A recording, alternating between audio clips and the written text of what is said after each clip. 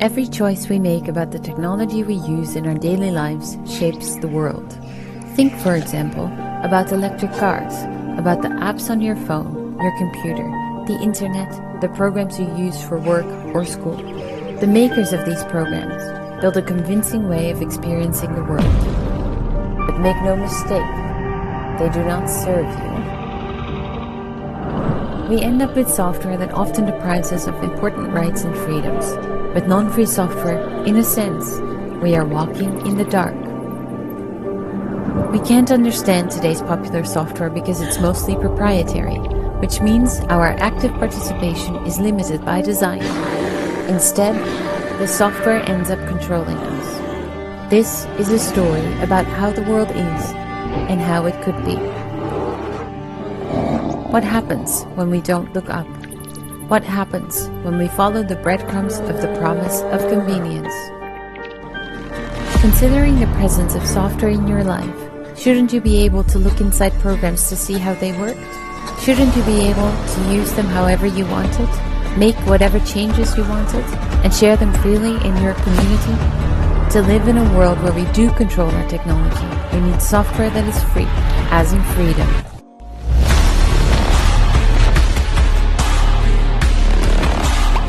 All software is basically a set of instructions to a computer, which come together like building blocks to make up your program. There is a global community of people that believe that software should serve you, the user. That you should be able to freely access, make changes, and share these building blocks to your liking. And when you can, we call it free software. With free software, you can not only check that software does what it says it does, like protect your privacy, you can also adjust it to make it do something new, something creative. You can solve any issue that you can think of. We protect this freedom by using a concept called copyleft.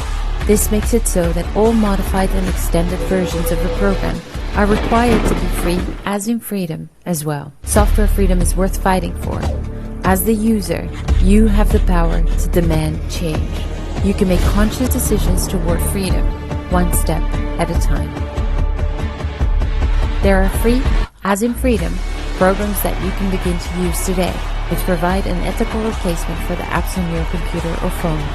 Over time, you can replace more and more of the parts of your digital life with tools that respect your freedom and help others to do the same by learning about and advocating for software freedom in your home, school, and workplace.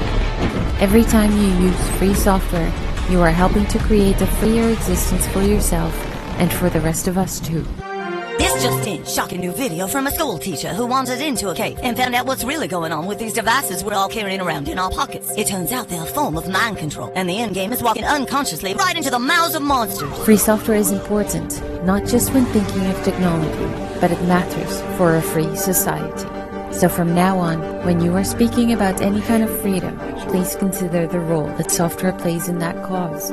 The Free Software Foundation has been fighting for software freedom since 1985. The journey won't be over until we've all climbed the ladder to freedom.